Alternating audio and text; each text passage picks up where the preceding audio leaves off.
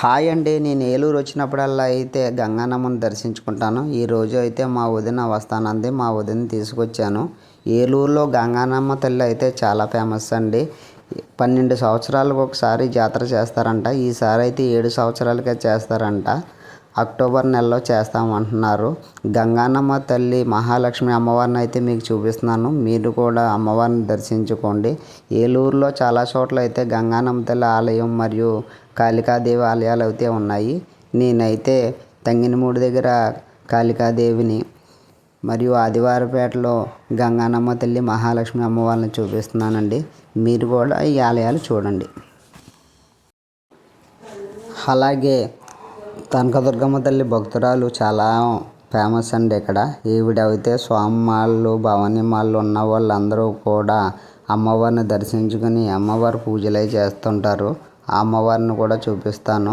నా వీడియోలు మీకు నచ్చినైతే లైక్ చేయండి, షేర్ చేయండి, కామెంట్ కూడా పెట్టండి.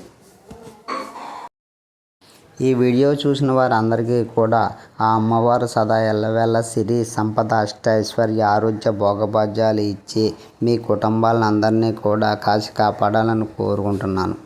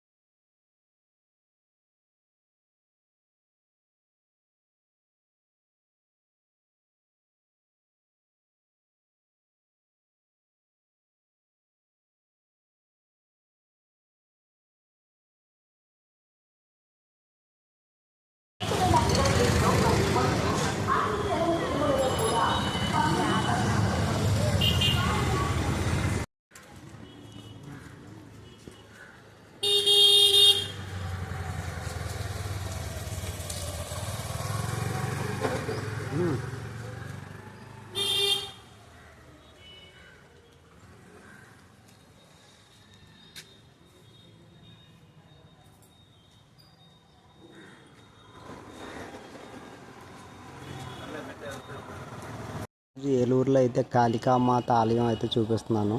నేను ఇప్పుడు వరకు అయితే కాళికామాత ఆలయం ఫస్ట్ టైం చూస్తున్నాను.